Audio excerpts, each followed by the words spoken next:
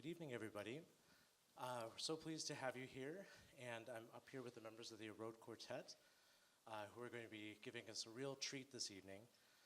We were able to, forgive me, I'm a little bit out of breath, but we were able to get a bit of a foretaste of what's to come tonight when they tried out our Stradivari instruments this afternoon. So we'll talk a bit about that, and we'll talk about the program and what they're up to, which is what we usually do, but first if you could join me in welcoming them.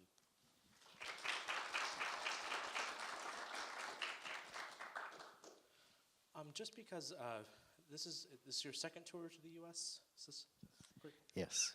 Maybe you Good could just say afternoon. a little bit about your origins and origins of your name, things like that. Yeah.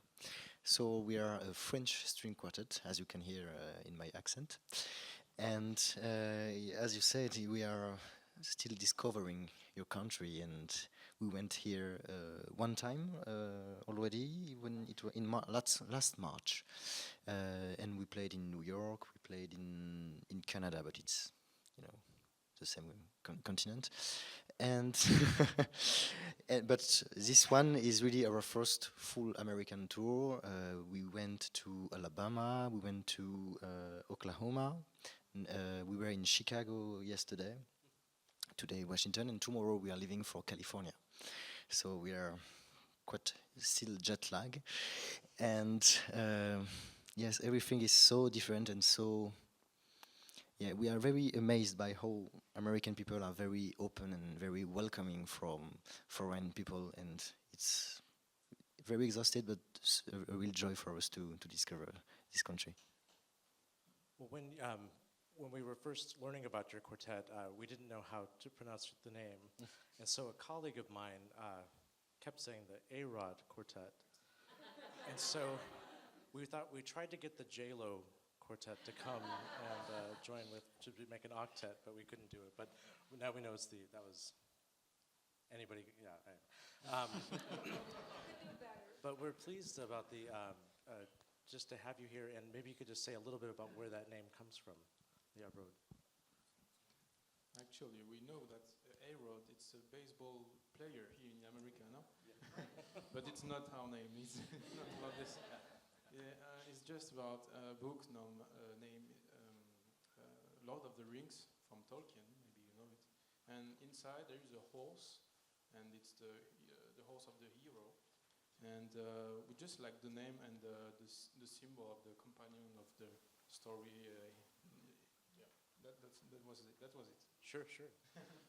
Well, let's dive into this program, because it's quite a meaty program, and I know that it has some similarities to your second CD release, which was called Matilda, and featured works by Webern, Schoenberg, and Zemlinsky.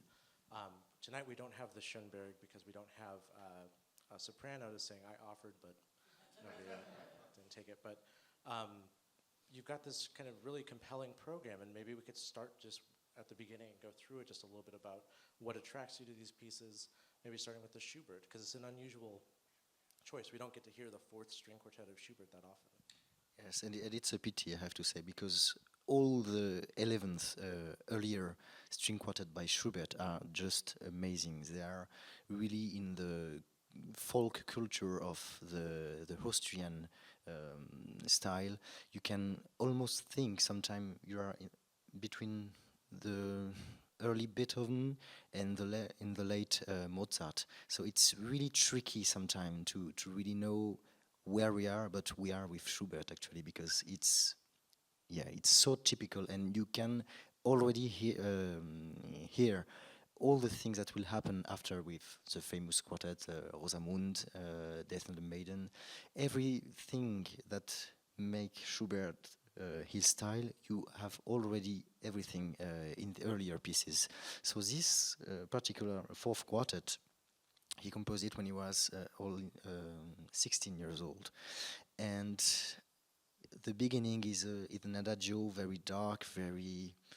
Yeah, it's impossible to think you are with the Schubert quartet, and suddenly everything is here, sparkling and very light, very bright. So I think you will have as much fun as we had when we heard the piece for the first time, because it's a real discovery for us. But this quartet, we decided to present it because we are in the Schubert program. We are preparing our third album, which will be dedicated to Schubert, and we wanted absolutely to have something fresh, something that people don't know. And this quartet, we played all his quartet to choose which one we wanted to have in the album, and yes, we all agreed that this one has something more, I think. What else are you pairing it with? Definitely Maiden and Quartetsatz. There's it's kind of got, I mean, I know it's not the same at all, but it's reminiscent of K465, the Mozart C major quartet at the beginning of that Yes. opening. It's very, Yeah. but it's very striking, I think. And so I think you'll be in for a treat if you don't know the piece. And if you do know the piece, you know that you're in for a treat. So moving on to the Webern, maybe you can say a bit about just what attracted you to this, and also maybe related to your album that you produced last year. The Webern is. Do you know the piece, the Langsam Mozart? Yes. So no. So no. Yes. So it's mixed. So for those who don't know this piece, because as string quartet player, we knew the piece very well. It's like a basic of the repertoire. But when we played it, we realized that a lot of people don't know this piece, and it's just amazing because we are still in the romantic area. We are not yet in the modern way that Webern will compose, and it's a real love story because he composed it when he was falling in love with his future wife, and it makes sense for us to add it in our new album because as you said, it's dedicated to Mathilde Zemlinsky. And Webern was the one who convinced Mathilde to come back in Schoenberg life after she left him. So the fact that Webern convinced her and he composed this piece when he was falling in love with his wife make total sense for us to add it in the program, because Zemlinsky's second string quartet that you will also hear tonight is composed 11 years after the Schoenberg string quartet, and he's talking about all this story, and he's forgiving Schoenberg of all the bad thing he did to his sisters. So yes, all this program is based around the Vienna School, of course, with Schubert, Webern, and Zemlinsky, and also with this figure of this fantastic woman who was Mathilde Zemlinsky. Just for a little bit of context, the second string quartet that's also on their disc was dedicated by Schoenberg to his wife at the time, was Mathilde. So there was kind of a really nice programmatic connection throughout. One other thing I should add is that we do have on display the libraries. I think we have all of them, but maybe just two of the three of Webern's string quartets that we have in manuscript at the library. The other 1905 quartet, Rondo, and the Opus 28 quartet, which is kind of his last chamber work that was commissioned by Elizabeth Sprague Coolidge. You're going to love this piece if you don't know it, so I think you'll hear elements of Verklärte Nacht. I think you could hear that as it's still, I mean, it's only 6 years after Verklärte Nacht was written. And so, and being under the tutelage of Schoenberg at the time, you can see where that might come in. But I'm also just extremely pleased that you're performing the Zemlinsky, because I've just always thought this piece was a great piece that nobody plays, and so now you're starting to see a few more people playing it, but maybe you can talk about what drew you to it and how you handle such a massive work. Yes, this piece is, we discovered it actually when we were preparing competitions, and at the beginning it was impossible for us to understand a thing about this piece. It was too messy, too many notes for everyone. Like, yeah, it was just crazy. And when we really took the time to try to understand the language of Zemlinsky, we realized it was only romanticism, only gesture, only breath, and it's a piece unbelievable. It's an unbelievable piece, and it's very long. It's you can maybe compare it to some Mahler movements on his symphonies. It's like 45 minutes in one movement, so it's quite long for us as player. But what was the question? Sorry. What drew you to it in the first place? How did you discover it? Oh yes, as I said, it was for a contest, and we discover afterwards all the story I already talked about, the related thing with Mathilde and Schoenberg and Webern. But yes, I think most of the quartets, first of all, don't know the piece. We discovered it by chance. I think if we didn't do this contest, we will probably never heard of it. And the second thing is because it's a very long piece, very challenging for the players.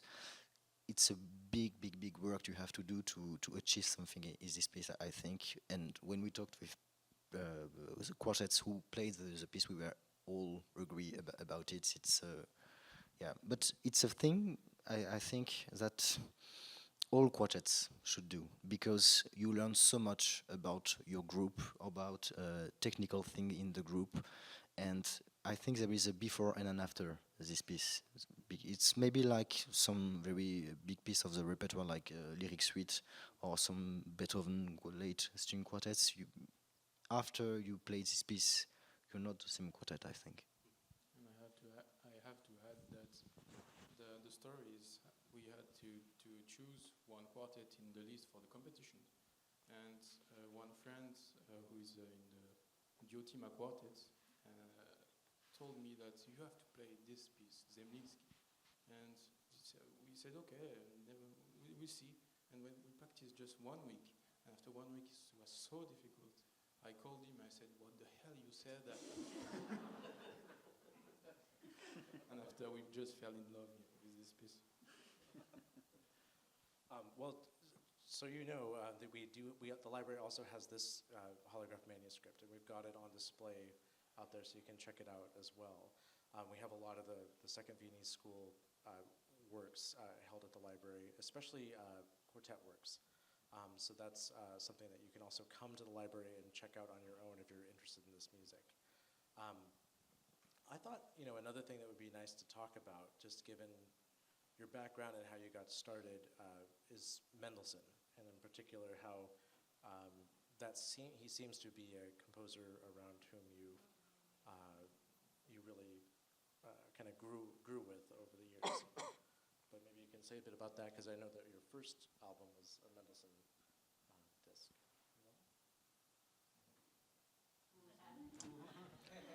Hello again. Yes, as you said, one of the first pieces we practiced as a quartet was Mendelssohn Second String Quartet, and we played it in many contests. Because I'm talking a lot about contests because for string quartets, contests are maybe the first thing you are in contact, because it's so different. When you begin as a string quartet, you already had many years practicing your instrument, and suddenly you have to learn a new instrument, which is a quartet. So all the young string quartets have a lot of time in contests. So we did this piece a lot in competitions, and it was completely in our ADN, we thought, and it was no discussion for us that we have to record for our first album a Mendelssohn album. So we played this second string quartet, and we wanted to also to add a piece that he composed when he was in his middle age, which is second quartet opus 44, which is very passionate, very dramatic. And we discovered he composed it when he was in honeymoon. So we were very surprised of it, because it's so dark, so everything is bad. But he was in his honeymoon, so that was quite surprising. Yeah. And we also add, and we are quite proud of it, because the four pieces about opus 81, which are really not oftenly played even not record. There is few recordings which are very great. So we decided to add it. And the funny thing with these pieces are that they were composed in different periods of his life. They were not supposed to be published, but after his death, his editors decided to regroup them and to publish them as a posthum opus. So he never thought for these 4 pieces as a real quartet, but we thought it was a nice thing to add them in this album. That was something I definitely appreciated about it, because it was you don't see those recorded Yes. that often, and so it's really nice to see that. Plus, you added a transcription, I think, at the end of a song. Yes, we add also because the second string quartet is inspired by a lead he composed even earlier. He was 13 when he composed his second string quartet, but even earlier he composed this lead, and we thought it was a nice thing to end the album with a transcription we did of this lead. Yeah. Do you find yourself? I know that right now you're doing the program that you're doing, but do you find yourself coming back to Mendelssohn, or are you looking to move away from that repertoire for now? Or do you Actually, the album was released 2 years ago, and we didn't play Mendelssohn since. We did the promotion tour, but we didn't play Mendelssohn since, and we are playing it again in 2 years now. Yeah, in 2 years we will come back to Mendelssohn, because we thought we said already all the thing we can say it when we played it already, and it was no purpose for us to push the thing. So now we think after 4 years it will be a good time to come again to this composer. What other types of music are you interested in playing next? I know you said that you had a Schubert disc coming, but what other types of things are you interested in exploring? Yes, we are of course playing a lot of Beethoven quartet, because it's a big part of the string quartet literature, and with the anniversary this season, every quartet have to play Beethoven, because I think maybe for 3 years after this one, no programmers will want to have some Beethoven on the seasons. So now is the time. But yes, so Beethoven is of course a big part of our program every year, and also modern music, because we think that it's very important for a young string quartet to not be focused in only one period. So we try to add as much as we can a modern or a contemporary piece. We had the chance to commission a piece 2 years ago. Who did you commission? A young French composer, which name is Benjamin Attahir, and it was his first string quartet and our first commission piece. So it was really interesting for us to see how we will all react to the work we were doing together. So it was quite an experience for us, and I think we will do it again. I know you also do some, I guess it's weird to say this, but more classic 20th century things by like Kurtag and Ligeti. Yes. But do you plan to explore that repertoire as well? Or? Yes, of course. We are planning the Kurtag, especially this season. We will play the Microlude. But yes, as I said, the modern repertoire is a big base of the repertoire, because you have, as you said, the Ligeti, the Bartok, Dutilleux for the French repertoire. So we have all these pieces which are really important for the players, because you have to go somewhere else with these pieces, and they are more common than they were when they were composed. So now they're basically basic repertoire for the string quartet. Everyone is playing Bartok, and no one is shocked because it's too modern now. So of course you have to play this music, and it's a fantastic music. Yeah, I forgot to mention to you earlier that we have Ainsi la Nuit. Oh, really? Yeah, that was a commission, library commission. Great. So the Dutilleux, and then also Bartok 5 was a library commission. So we have that manuscript as well.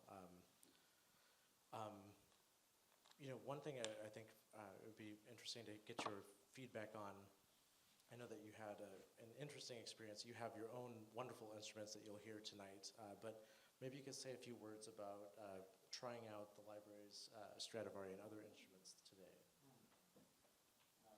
I About mean, the experience. first we are lucky because we are violinists and there were 5 violins and only 2 violin and 1 cello, so we have 5 times enjoying the violins. And it was 4 Stradivari and 1 Del Gesù and 1 Amati, so very famous violinist and amazing violin. And we tried and I felt in love in 1 violin and he tried also violins, and we switch sometimes because for the quartets we have to have the really good balance. We can't have like powerful violin and for me soft violin, so it has to be like well balanced. So it was really great and such an amazing chance to have this opportunity. Well, we're so pleased that they were able to come in and do that. We want to get them performed on more, and so it's nice to, but one of the issues is that quartets are having tight schedules. They don't have much time to spend with instruments. So even if they're not performed on, it's still nice to get to have you come and take a look at them. Yes, and I'll try 2 viola, but there is only 12 Stradivarius viola, and it's very rare to play this instrument. And I think one of this viola is one of the best viola in the world. It's amazing. And that would be the Tuscan Medici viola. Yes. Yeah. We didn't quite understand. What was the There's 12 Stradivari violas extant, around 12, in the world. And so we have 2 of them here at the library right now. And so he was able to try 2 of them today. One is here and one is in the other building. And we'll take questions in just a moment, but so for sure. And if actually when we do that, if you can wait for a microphone, that way we can capture it and hear it. But just to finish up for now, and then we will take some questions. Is there anything else that you'd like to say about things coming up? Do you have more tours happening? Are you going to get to take a break? Yes, we are coming 3 times every season in America. So we will be back in March and in the summer. And we already have plans for every season in America, so we are really happy to have this warm welcome because it's getting long. Well, great. Let's go ahead and take. I know there's a question up here. Maybe we'll just get a microphone.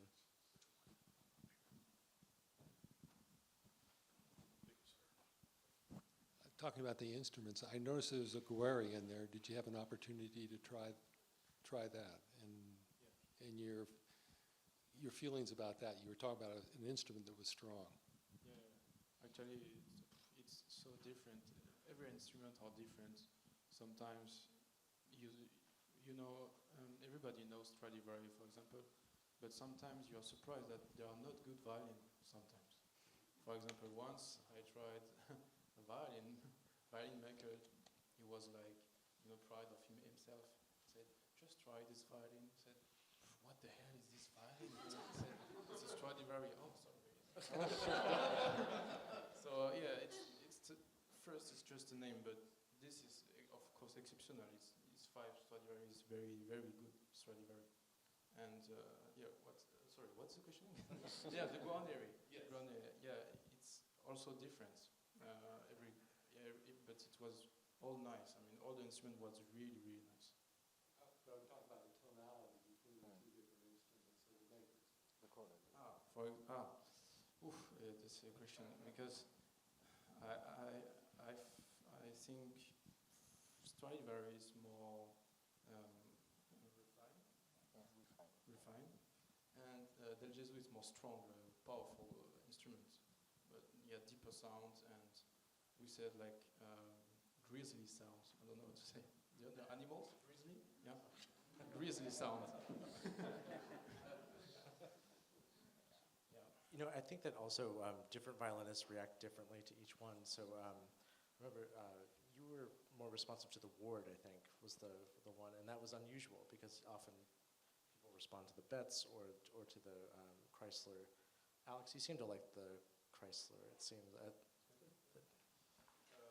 Actually, for second violin, so my favorite this morning was the Amati because for my part of the quartet as a second violin is really dark and is really matched with the viola. So yeah, my favorite was the Amati, but for sure all the Strad was really amazing too. So, and we tried maybe once the two violins.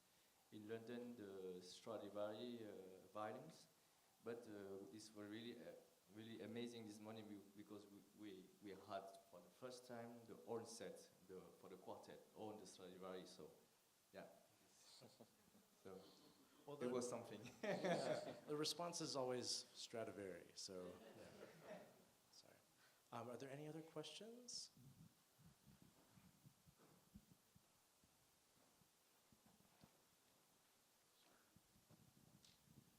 This is to the first violinist, or actually either of the violinists. The last note of the Zemlinsky, that D, the last note of the Zemlinsky, Yes, the high D. yes. Would you rather not see notes like that? Me? Yeah, in particular. I'm the cellist.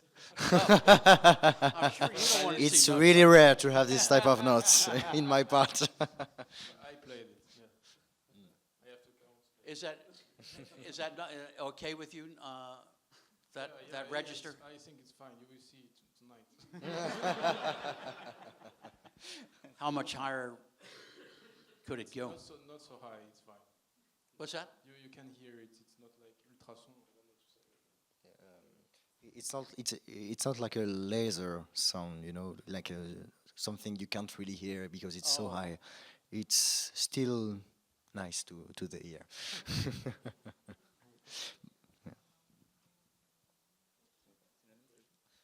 Any other questions?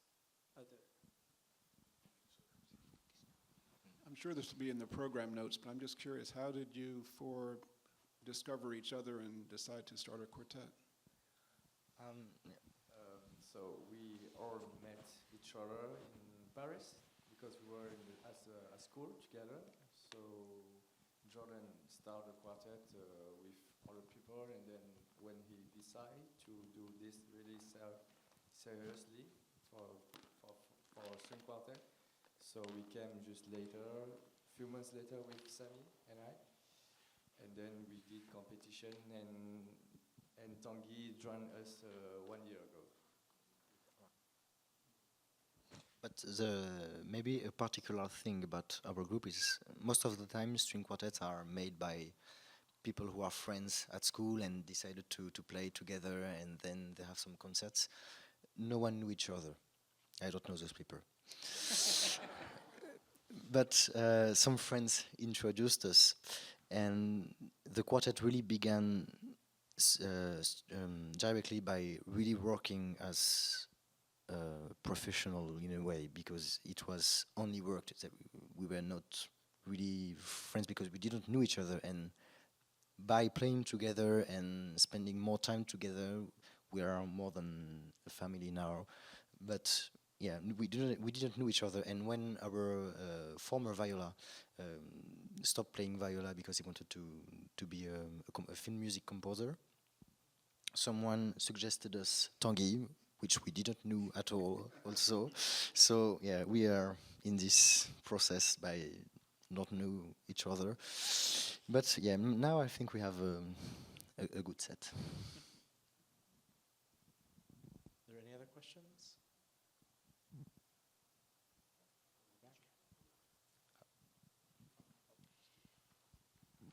Americans so rarely are fluent in multiple languages, but it's clear that as your quartet travels the globe, you have to apply every language that you know. How do you manage?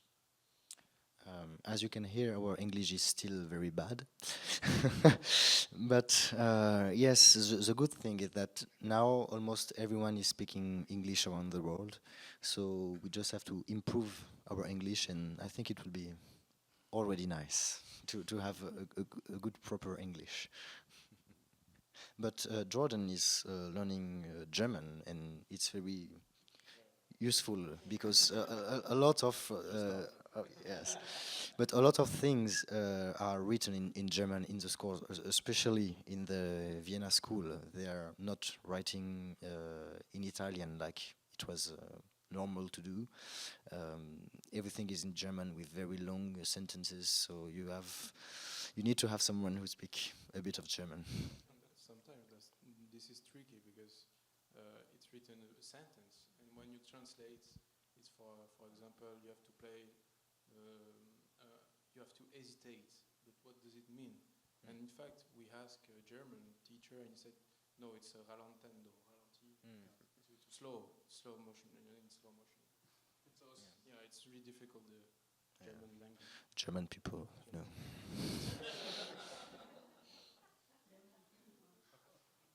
Two questions.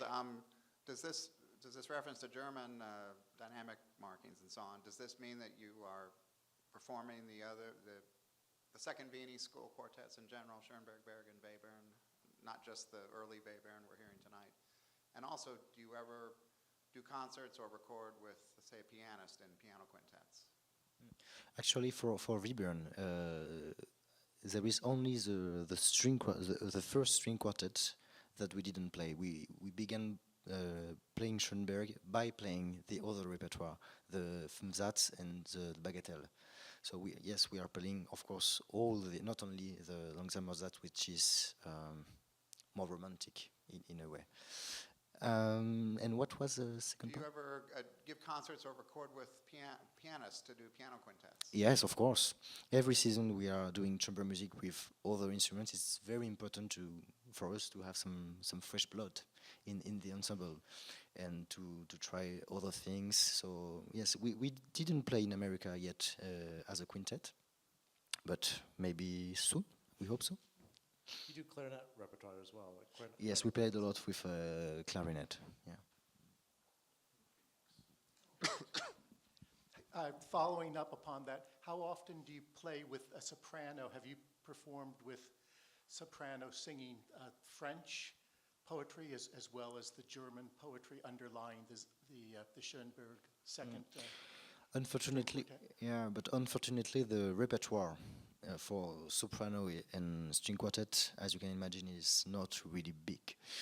You have the Chanson perpétuelle by Chausson, but you have also a piano in it, and you have this Schoenberg second string quartet, and I think that's it for the original pieces. Maybe some pieces we don't know. We know there is a version by Berg of the lyric suite with singer, but it's not the version most oftenly played. I think the Emerson Quartet recorded it with René Fleming a few years ago, if my memory is good. But yes, unfortunately the repertoire is not very good, but yeah.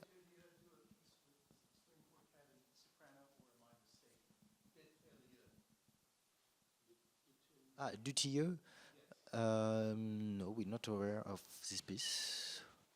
Maybe maybe it's a transcription, because there is a lot of transcription, of course, but for the original pieces, there is not a lot. But for example, as you said, in our Mendelssohn album, we did ourselves a transcription of a lead for soprano and quartet. All right, well, I think we can just, excuse me, let's just thank our quartet for being with us, and we'll just wish them a great show, and we're going to really enjoy it, I know. So thank you. Thank you. Thank you.